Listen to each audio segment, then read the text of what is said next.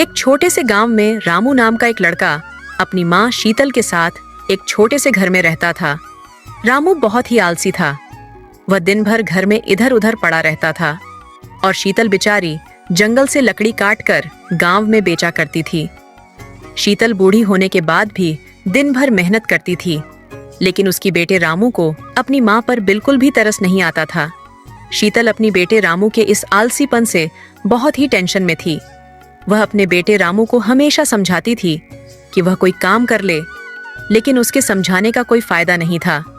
फिर अगले दिन शीतल लकड़ी काटने के लिए जंगल जा रही होती है। तभी उसकी एक पड़ोसन फरीदा उससे कहती है, अरे माँ जी, आप हमेशा ही इतनी मेहनत करती हो, इतनी धूप में जंगल से लकड़ी काटकर बाजार में बेचती हो। काश रामू को भी अपनी माँ पर दया आई होती। माँ जी, ये आपका कैसा बेटा है जो उसको अपनी माँ पर बिल्कुल भी दया नहीं आता। मैं क्या ही करूं बेटी, मैंने सब करके देख लिया, लेकिन कोई फायदा नहीं। वह मेरी बात सुनता ही नहीं। शायद भगवान ने मेरी किस्मत ऐसे ही लिखी है। अब मैं चलती हूँ बेटी, नहीं तो शाम हो जाएगी। फरीदा ने भी रामू को समझाने की बहुत कोशिश की, लेकिन रामू किसी की बात नहीं सुनता।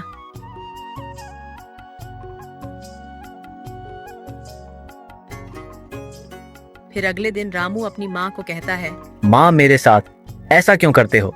क्या मुझे आप अपना बेटा नहीं मानते हो? क्या अगर नहीं मानते तो जन्म ही क्यों किया? क्या हुआ बेटा, मैंने क्या कर दिया जो तू मुझ पर इतना गुस्सा कर रहा है? गुस्सा ना करूं तो और क्या करूं? तुम पड़ोसन से जो मेरी चुगली करती रहती हो कि मैं दिन भर घर में सोता रहता हूं, काम नहीं करता, सारे गांव में बदनाम करके रखा है आपने मुझे। लोगों ने जो देखे हैं वही तो बोल रहे हैं। तू कुछ भी काम नहीं करता है और दिन भर घर में सोता रहता है। मैं अगर आपके ऊपर बोझ हूं तो बता दीजिए ना, मैं चला जाऊंगा। मैंने तो ऐसा नहीं बोला। तू मेरी बातों का उल्टा मतलब क्यों निकलता है? मैं दिन भर जंगल से गांव घूमती हूँ और गांव से जंगल मैं अब बूढ़ी हो चुकी हूँ। तू थोड़ी तो शर्म कर ले। मैं पूरी मेहनत करती हूँ कि घर में 4 पैसे ज्यादा आए, लेकिन तू कुछ भी काम नहीं करता, सिर्फ सोता रहता है। हमारी खेती भी ऐसे ही पड़ा हुआ है। अगर ऐसे ही हमारी खेती पड़ा रहेगा तो लोग हमारी खेती पर कब्जा कर लेंगे और हम ऐसे ही बैठे रह जाएंगे। माँ, तुम सिर्फ बेकार की बात कहती रहती हो। हमारी खेती पर ऐसे ही कौन कब्जा कर सकता है? और रही दूसरी बात, मेरे पिताजी ने मेरे लिए बहुत सारे धन दौलत छोड़कर गए हैं, फिर मुझे काम करने की क्या जरूरत? अरे कौन सा पैसा, जितने पैसे थे वह सब खत्म ही तो हो गए। हमारे पास वह खेती के जमीन के अलावा और कुछ नहीं है। तो तू कौन सी धन दौलत की बात कर रहा है? तुम मुझे अब गुस्सा दिला रहे हो। मैं जा रहा हूँ अपने दोस्तों के पास। अगर थोड़ी देर में यहाँ पर रहा तो आपकी बकबक सुनकर मैं पागल हो जाऊंगा। शीतल के इतने समझाने के बाद भी वह नहीं समझता और वह वहां से चला जाता है और शीतल अपने किस्मत को ही कोच कर रोने लगती है। तभी वहां पर फरीदा आती है। माँ जी, आप ऐसे मत रोइए। हालांकि रामू को समझाना बहुत मुश्किल काम है, लेकिन माँ जी ऐसा कुछ करना होगा ताकि रामू की अक्ल ठिकाने आ जाए और वह काम करने लग जाए। लेकिन बेटी ऐसा क्या करे जो वह काम करने लग जाए? मैं तो सारी कोशिश करके थक चुकी हूँ, लेकिन कोई फायदा नहीं हुआ बेटी। माँ जी, आप चिंता मत करो। मैं जैसा जैसा कहती हूँ आपको करते जाना है। फिर देखना रामू आपकी कैसे कदर करने लगेगा, अपने खेत पर काम करने लगेगा। उसके बाद फरीदा शीतल को लेकर अपने घर चली जाती है।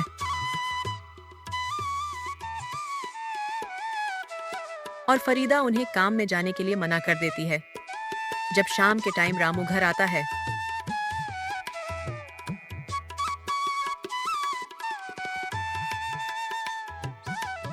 तब उसे माँ कहीं नहीं दिखाई देती है। अरे माँ कहाँ चली गई? शाम होने से पहले ही घर आ जाती है।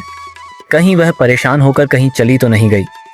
ऐसा नहीं हो सकता है, वह कभी मुझे छोड़कर नहीं जा सकती।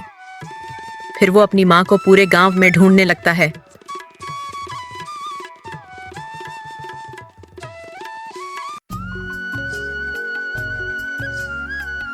फिर भी उसे उसकी माँ कहीं नहीं मिलती। तभी वह अपने पड़ोसन फरीदा के घर जाता है। अरे फरीदा, क्या तुमने मेरी माँ को कहीं देखा है? क्या पता नहीं मेरी माँ सुबह से कहाँ चली गई। मैंने पूरा गांव छान मारा, लेकिन वह नहीं मिली और वह शाम होने से पहले काम से घर आ जाया करती थी। शायद तुम्हारी माँ तुमसे परेशान होकर घर छोड़कर चली गई हो। पता नहीं, लेकिन सुबह मेरी माँ से बहस हो गई थी, इसलिए मैं अपने दोस्तों के पास चला गया था। तब तक माँ घर पर ही थी। रामू, तुम थोड़ा इंतजार करके देख लो, क्या पता वह नाराज होकर घर से चली गई हो। थोड़ी देर में घर वापस लौट आए। रामू को इंतजार के अलावा और दूसरा कोई रास्ता नहीं था। फिर रामू अपने घर में माँ का इंतजार करने लगता है, लेकिन उसकी माँ घर वापस नहीं आती।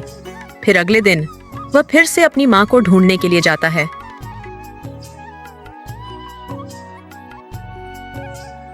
फिर आज भी उसे अपनी माँ नहीं मिलती। कुछ दिनों तक ऐसा ही चलता रहता है, लेकिन अब बहुत दिन हो चुके थे और घर में खाने के लिए भी कुछ नहीं था और रामू को कुछ समझ नहीं आ रहा था कि वह क्या करे। रामू कुछ दिनों तक अपने पड़ोसन और दोस्तों से खाना मांग कर खा लेता था, लेकिन अब पड़ोसन ने भी कुछ देने के लिए मना कर दिया। धीरे धीरे करके रामू को अपनी माँ अहमियत समझ आने लगती है। जब से माँ घर से गई है, घर में खाने के लिए कुछ नहीं है, न ही कुछ जेब में पैसे हैं। अब मैं क्या करूं, मुझे कुछ समझ नहीं आ रहा। अब मुझे समझ आ रहा है कि मेरी माँ मेरे लिए कितना मेहनत करती थी और मैं सिर्फ दिन भर घर में पड़ा रहता था, कुछ काम नहीं करता था। मैंने मेरी माँ को बहुत कष्ट दी है। मैंने अपनी माँ की कोई बात नहीं सुनी। बेचारी मेरी प्यारी माँ कहाँ चली गई। अब से मैं भी काम करूंगा। बस यही प्रार्थना है कि माँ घर वापस लौट आए। फिर अगले दिन रामू खेत में काम करने के लिए जाता है और वह अपने काम में लग जाता है और ऐसे ही 5 से 6 दिन तक वह अपने खेतों में मेहनत से काम करता है।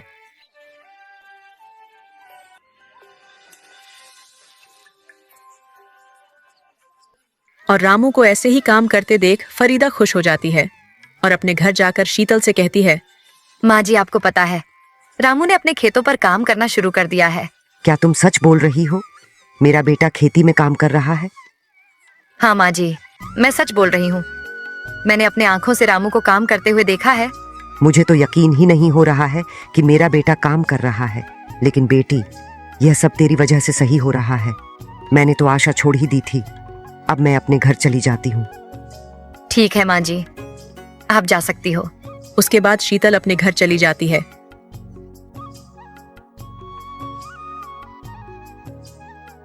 और रामू के लिए खाना बनाने लगती है। फिर शाम के टाइम जब रामू अपने घर आता है और अपनी माँ को देखकर बहुत ही हैरान हो जाता है। माँ, आप मुझे माफ करो जो मैंने आपको इतनी कष्ट दी है, लेकिन अब मैंने अपना आलसपन छोड़ दिया है और खेती का काम शुरू कर दिया है। कोई बात नहीं बेटा, तूने अपना काम शुरू कर दिया है, यही मेरे लिए खुशी की बात है। लेकिन माँ, आप इतने दिन से कहाँ थे? मैंने पूरा गांव छान मारा, लेकिन आप नहीं मिली। बेटा, तू इन बातों को छोड़। तूने अपनी गलती को मान लिया, यही मेरे लिए बड़ी बात है। हाँ, मुझे यह भी पता है कि तूने कई दिनों से अच्छा खाना नहीं खाया बेटा। लेकिन माँ, यह सब आपको कैसे पता? फिर शीतल सारी बात अपने बेटे को बता देती है। फिर दोनों खाना खाने बैठ जाते हैं। दोनों बात करके खाना खाने ही वाले थे, तभी बाहर से आवाज आती है, अरे घर में कोई है? मुझे कुछ खाने को दे दो। क्या हुआ बाबा, आपको क्या चाहिए? बेटा, मैं पिछले 2-3 दिन से कुछ नहीं खाया, भूख के मारे चल भी नहीं पा रहा हूँ। मुझे कुछ खाने को दे सकते हो? फिर रामू बाबा को खाना खिला देता है। बेटा, तुमने मुझे खाना खिलाकर मुझ पर बहुत एहसान किया है। तुम बहुत ही नेक दिल इंसान हो। मैं तुम्हें 2 वरदान देना चाहता हूँ। तुम्हें जो भी चाहिए तुम वह मांग सकते हो। बाबा की इस बात को सुनकर रामू सोचने लगता है। जल्दी बताओ बेटा, मुझे जाना है भी तो है। रामू को जल्दी जल्दी में कुछ समझ नहीं आता, तभी वह कहता है, मुझे यह वरदान दीजिए कि अगर इस कुर्सी में कोई बैठे तो मेरे इजाजत के बिना इस कुर्सी से उठ नहीं पाए। अच्छा ठीक है बेटा, तुम्हारी यह इच्छा पूरी हो जाएगी, लेकिन बेटा तुम थोड़ा सोच समझ कर मांगो। बताओ, और तुम्हें क्या चाहिए? और क्या मांगू? क्या मांगू? हाँ, यह सही रहेगा बाबा। आप ऐसा करो कि मैं मेरे इस पौतली में जो भी डालूं मेरे इजाजत के बिना बाहर निकाल ना पाए। अच्छा ठीक है बेटा, जैसी तुम्हारी मर्जी, यह भी इच्छा पूरी हो जाएगी। ठीक है बेटा, अब मैं चलता हूँ। तुम सदा सुखी रहो। और बाबा वहाँ से चला जाता है।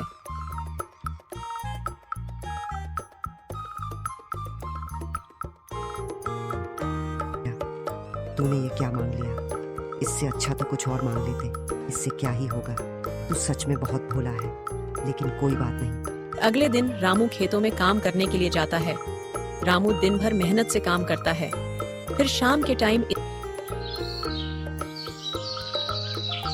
मैंने बहुत काम कर लिया, अब मैं घर चलता हूँ, लेकिन पहले खाना बनाने के लिए जंगल से कुछ लकड़ियाँ लेकर जाता हूँ। इतना कहकर रामू जंगल की तरफ लकड़ी लाने के लिए जाता है।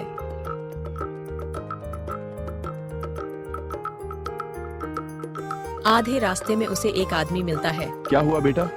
तुम अपनी माँ की बात को लेकर बहुत परेशान हो। ये बात सुनकर रामू हैरान हो जाता है। लेकिन आपको ये सब कैसे पता?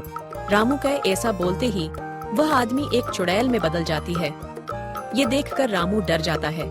अरे तुम मुझसे मत डरो, मैं तुम्हें कुछ नहीं करूंगी। मैं तुम्हें बहुत सारे सोने के सिक्के दे सकती हूँ। ये बात सुनकर रामू सोचने लगता है। मुझे पता है, अगर कोई भी एक बार चुड़ैल के जाल में फंस गया तो वह बच नहीं सकता। लेकिन अभी जो मेरे घर के हालात हैं, उससे अच्छा तो मरना ही काफी है। अगर माँ को सोने की सिक्के ले जाकर दूंगा तो वह बहुत ही खुश हो जाएगी। इसके लिए मुझे मरना ही क्यों ना पड़े। अरे तुम ज्यादा सोचना बंद करो, मैं तुम्हें बहुत सारा सोना दूंगी। लेकिन चुड़ैल जी, मुझे आपके लिए क्या काम करना होगा? तुम इस बात की टेंशन मत करो। तुम ये सोने के सिक्के ले जाओ और खूब खाओ पियो और मजे करो, और मैं 1 साल के बाद तुम्हें लेने आऊंगा और तुम्हें मेरे साथ जाना होगा। ठीक है चुड़ैल जी, मैं आपके साथ चला जाऊंगा। अभी मैं घर जाता हूँ ताकि मैं 1 साल तक अपनी माँ के साथ खुशी से रह सकूं। रामू चुड़ैल से सोने के सिक्के लेकर अपने घर चला जाता है।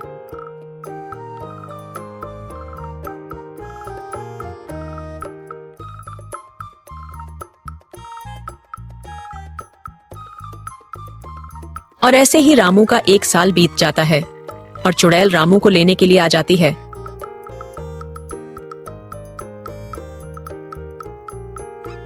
अरे यह तो चुड़ैल आ गई, मुझे ही लेने आई होगी। मुझे कमजोर बनने से काम नहीं आएगा, इसका कुछ ना कुछ उपाय करना ही होगा। क्या करूं? हाँ, मिल गया एक आइडिया। बाबा का दिया हुआ वरदान अब जरूर काम आएगा। अम्मू, तुम क्या सोच रहे हो? तुम्हें याद है ना, 1 साल पूरा हो गया है। अब तुम्हें मेरे साथ चलना होगा। चलो मेरे साथ। हाँ हाँ, चलता हूँ। अगर मैं आपके साथ नहीं जाऊंगा तो आप मुझे छोड़ेंगे नहीं। आप थोड़ी देर इस कुर्सी में बैठ लीजिए, मैं अपने माँ से मिलकर आता हूँ। हाँ हाँ, जाओ मिलकर आओ। रामू अपने माँ से मिलने के लिए चला जाता है और चुड़ैल उस कुर्सी में बैठ जाती है। थोड़ी देर बाद रामू घर से बाहर आता है और चुड़ैल से कहता है, चलो चुड़ैल जी। अरे रामू, मैं इस कुर्सी से उठ नहीं पा रही हूँ। तुमने मेरे साथ ये क्या किया? मैं क्यों इस कुर्सी से उठ नहीं पा रही हूँ? तुम मेरे इजाजत के बिना इस कुर्सी से उठ नहीं पाओगे। मुझे वरदान है, इस कुर्सी में अगर कोई बैठता है तो मेरे इजाजत के बिना उठ नहीं सकता। ठीक है, मैं तुम्हें इस कुर्सी से आजाद कर दूंगा। उसके बदले मुझे 1 साल और माँ के साथ रहने देना होगा और सोना भी देना होगा। फिर चुड़ैल रामू को सोना देकर वहां से चली जाती है।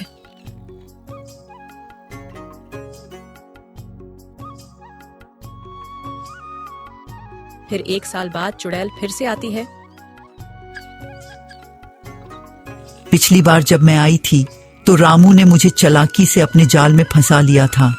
इस बार मैं उसके जाल में नहीं आने वाली। मैं इस बार एक सोने के सिक्के बनकर पड़ी रहूंगी।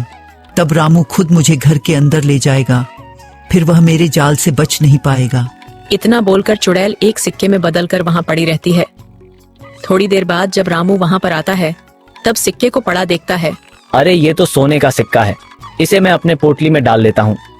रामू सोने के सिक्के को अपने पोटली के अंदर डालकर घर के अंदर चला जाता है।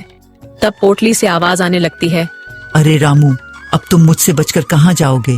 अब तुम खुद ही मुझे उठाकर घर ले आए हो। तुम्हें इसकी सजा मिलेगी ही रामू। तो ये तुम हो? अरे चुड़ैल जी, आपको मरने के लिए और कोई जगह नहीं मिली जो मेरे पोटली में आकर बैठ गए। रुको, मैं अभी तुम्हें मजा चखाता हूँ। अगर कोई भी मेरी इस पोटली के अंदर चला जाए तो वह मेरे इजाजत के बिना बाहर नहीं आ सकता। रामू, इस बार तुम मुझे छोड़ दो। इसके बदले में तुम्हें बहुत सारा सोना दूंगा और तुम्हें लेने के लिए कभी वापस नहीं आऊंगा। छोड़ दो, मुझे जाने दो। ठीक है, मैं तुम्हें छोड़ देता हूँ, लेकिन तुम्हें इस बात का ध्यान रखना होगा, अगर तुम दोबारा यहाँ आई तो फिर मैं तुम्हें नहीं छोड़ूंगा। इसके बाद चुड़ैल रामू को सोने के सिक्के देकर वहां से भाग जाती है।